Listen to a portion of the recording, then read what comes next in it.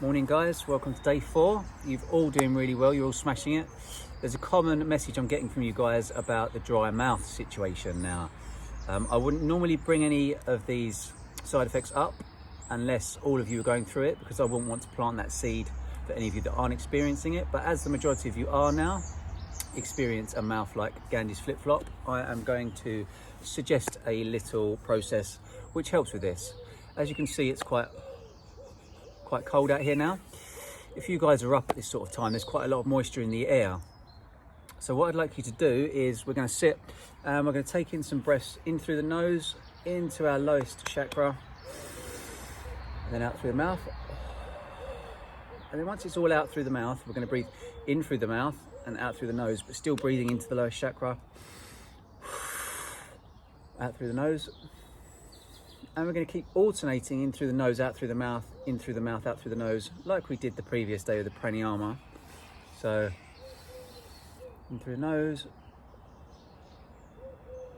out through the mouth, into the mouth, and hold for a bit.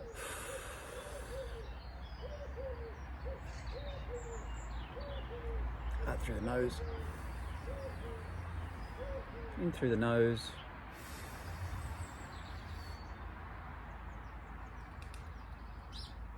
out through the mouth, in through the mouth,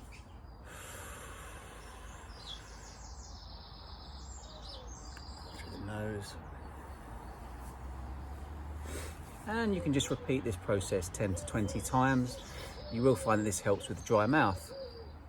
Today I'm going to be talking about 2 different energy exchanges.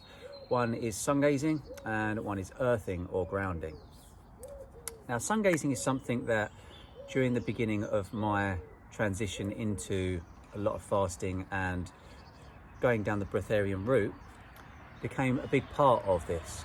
And the sun, at the time, I was being shown that the sun gives the energy to the animals, gives the energy to the vegetables and the fruits that we eat, and therefore we were in fact eating a byproduct, because we could go straight to source, but we were taking energy from something that was utilizing the sun's energy and then eating that.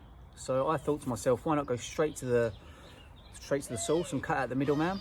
And the first 7-day hard dry fast I did, which was what you guys are doing, but the full 7 days with no food, no water, no contact with water. Every day I would get up and do roughly at the beginning around 5 to 10 minutes sun gazing, and now I can do up to 30 minutes even at midday. But what I'm going to suggest for you guys is the sun, for the first hour the sun rises and the last hour the sun goes down. So at the moment you're looking at about 6:50 in the morning the sun rises, and probably about 7:50 in the evening the sun goes down. For the hour before and after these times, there is no UV rays and there is no IR rays in the sun.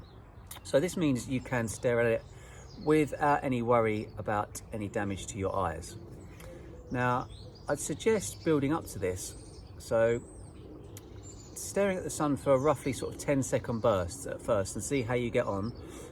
Stare at it, stare away a little bit, stare at it, stare away, until you can build up a decent amount of time, up to say 10 minutes. I'd say this week would be max for you guys, 30 minutes max for myself. Now, I've been doing this for several years. I'm going to place a picture of the sun in this video now. For me this morning, it's behind some trees. Don't worry about that. If there's clouds, you can stare directly at the point on the cloud where the sun is behind it. We just want to be absorbing some of the rays from the sun. And while we're doing it, if you could be standing bare feet on the grass, and I'm going to get into the earthing and the grounding in a minute, that would be great. I am sitting on the grass. If you prefer to sit, I'd say take the chakras in your hands and place them onto the grass, just so you're getting a really good connection to the earth, because the earth contains protons, neutrons and electrons that we also contain in our bodies, and we simulate them and exchange with the earth while we're doing this. So if the sun was right here for me, I'd be staring directly into the sun. I'm sitting, so my fingers are going to be on the earth. If you guys are standing, just make sure you're bare feet on the ground. And I would stare directly into the center point of the sun. Now, while I'm doing this, what I'd like you guys to envision is breathing in that sunlight through your third eye chakra. So when you breathe in, I want you to see sunlight coming directly into that third eye and taking it in through down to your throat chakra, into your heart chakra, into your solar plexus, into your sacral, and then into your root chakra. So almost like we're taking it in through here, out, and then looping it back out again as we breathe out. This is a really, really good way at envisioning just flowing the energy through the energy centers, releasing any blockages that might have been there. There's many forms of doing this. We're going to do some sound therapy at some point as well. So I'm just going to give it sort of 1 minute showing you what I'd be doing during this process.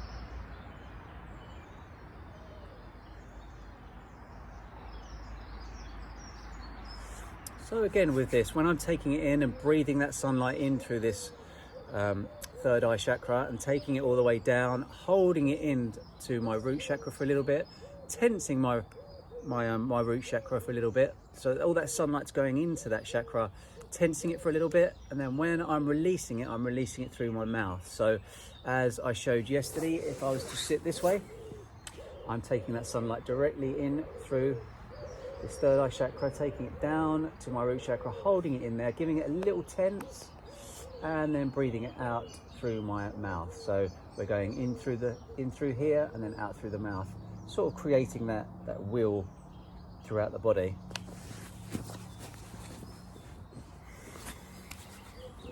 You can also do this through your crown chakra if you prefer, but I find it easier to do it through my third eye chakra. Now, this is an ancient practice. People have been doing it. Egyptians were doing it thousands and thousands of years ago.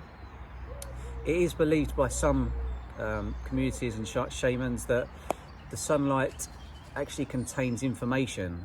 And when we take it into the body, we take in this information at a cellular level, and that it awakens certain things within us. I definitely have found that certain abilities that I've had and certain things that I'm now practicing have definitely become easier by doing this. I'm practicing currently at the moment trying to breathe underwater for as long as possible, and I'm up to around 6 minutes currently, and I'll talk about this on another video. But through the sun gazing, I do find it helps me definitely feel a bit more revitalized. Now, earthing, there's a great book I recommend to you guys. This book's called Earthing, and it is by Clinton Ober, Stephen T. Sinatra, and Martin Zucker. This book I read probably about 3 years ago, and I left it laying around for other people to read, and I was surprised at how many people are unaware of the facts in this book. This guy basically found out that if we were to have 80% inflammation within our body, you go to the doctors and they're going to give you various tablets and pills and stuff, and on average that's only going to get that inflammation down to sort of 10-20%. But on the studies that were done, when people went outside and stood bare feet on grass for 45 minutes, 100% of this inflammation was gone in the majority of people. Now, everything we need is either within us or, I find, within nature. Earth, air, fire and water are actually what we're made out of if you look at it in a shamanic perspective. And if you look at the symbols for earth, air and fire and water, the triangles, and you place them all together, it creates the six-pointed star. As above, so below, as within, so without. I'm not sure if you guys know this, most of you probably do by this point. But we contain protons, neutrons and electrons within our physical structure. When we get inflammation within the body, this, as I am shown, is an energy blockage. And a lot of energy blockages, a lot of inflammation can be caused if you're eating dairy, because dairy creates mucus, and mucus creates inflammation, and this is where I found I used to get ill quite a lot. I used to eat quite a lot of dairy, You've probably heard me talk about my semi-addiction to halloumi. I was eating halloumi chips, battered halloumi side with everything. And when I gave up cheese for around sort of 3 months and then went back and had a little slip up, sometimes I like to take time off of stuff and then go back to it to see how my body reacts to it. All I can say to you was my cheese hangover was worse than any drug come down or alcohol come down I've ever had in my life. The amount of mucus my body was producing and how lethargic I felt was probably 10 times worse than any come down I've had. So it really showed me that I needed to step away from dairy. Now, when we have inflammation in the body, as I said, this is what I see as an energy blockage. And when we have an energy blockage within the body, when we have a negative thought, it's easier for that negative thought to go into us on a cellular level because the energy is not flowing through our body. When we're completely free flowing of energy, it's much more difficult for any illness to manifest within us because there's no dam for it to get caught in. It's just energy flowing. But if we have any inflammation and we get that sort of that thought or that feeling or the emotion that triggers us at a cellular level, then what I am shown and what I see, that's when we can manifest an illness.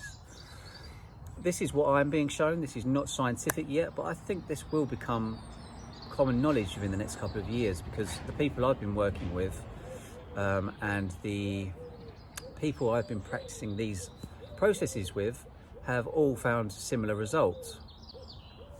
So the protons, neutrons and electrons from the earth, when we unify them with the body so after you guys have done these two practices a couple of times, what I'd like you to start trying is to start bolting the processes throughout this week together, because there's been about 5 processes you guys have gone through now, and they're all roughly between 10 and 20 minutes each, which can take up quite a significant amount of your day. I don't want you guys, after this lockdown, going back to work and being like, I haven't got time to be doing this, because although there are 10 to 20 minute processes and there is 5 of them, this is about an hour, yes, but if you was to bolt them together, you can get these processes down to 10 to 20 minutes.